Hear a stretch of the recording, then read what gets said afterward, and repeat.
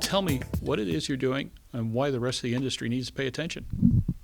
Well, I think it starts with the culture of the organization, kind of top to bottom, and that's what I credit Hal with establishing very early on. When he founded Sporty's, he was first and foremost a flight instructor and cared very deeply and was passionate about aviation education, so that really permeates everything we do, top to bottom. It's in our DNA, so to speak. So it's something that's highly valued within the organization. Sporty's is so well known for its pilot supplies and its educational material that can be accessed online, DVD.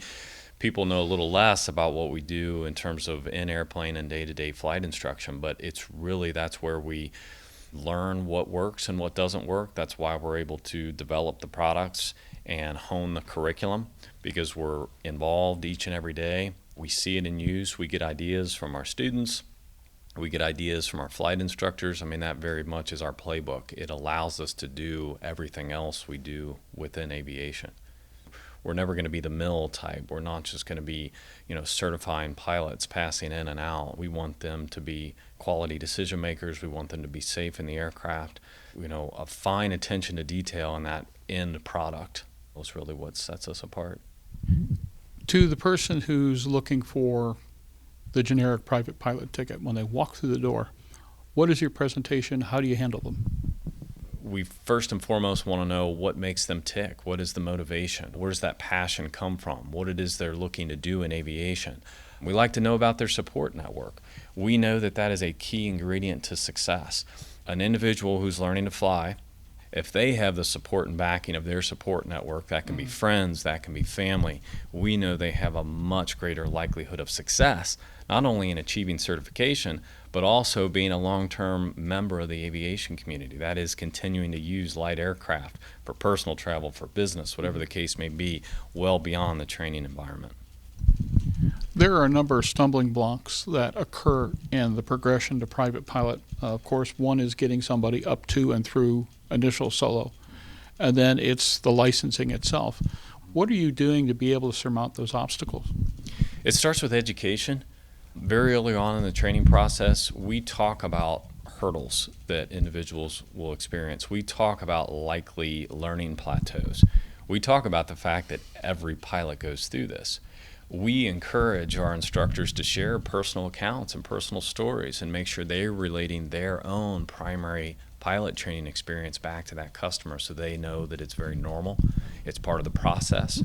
We try to create a venue and even dedicated events where our students, our customers can interact with each other, so they can develop some of their own support network and know that they have peers that are in similar stages and phases of training.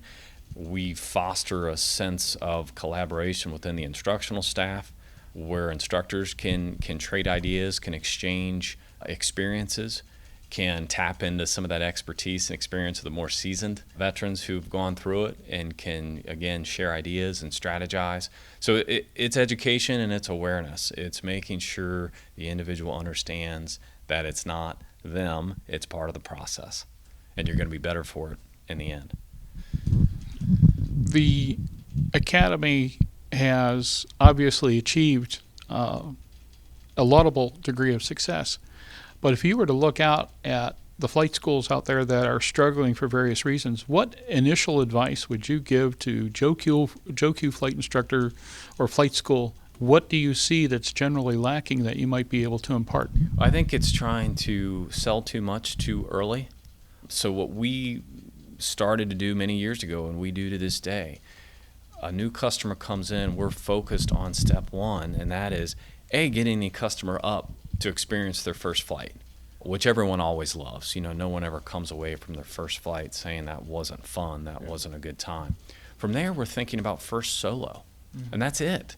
It doesn't matter if the client wants to be a 747 international captain or if they want to build an RV and just bore holes in the sky on sunny Sunday afternoons. Everyone has to solo. So that's what we focus on.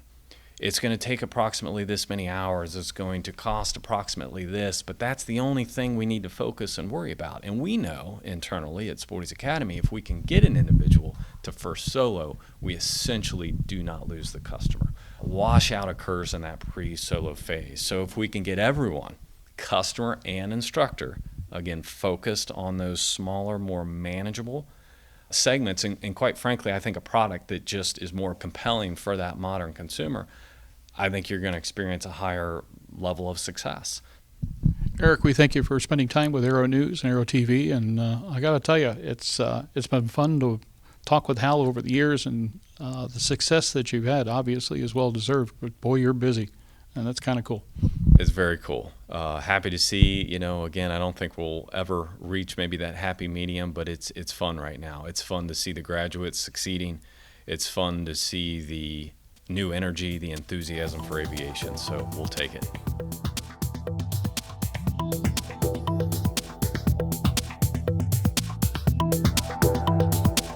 Aero-TV is brought to you by Build and fly with the most exciting line of kit aircraft on the market, the Sonex Aircraft B models. The B models offer more room and comfort, more fuel, more panel space, more engine choices, and the same great Sonex Aircraft flight characteristics. Learn more at sonexaircraft.com.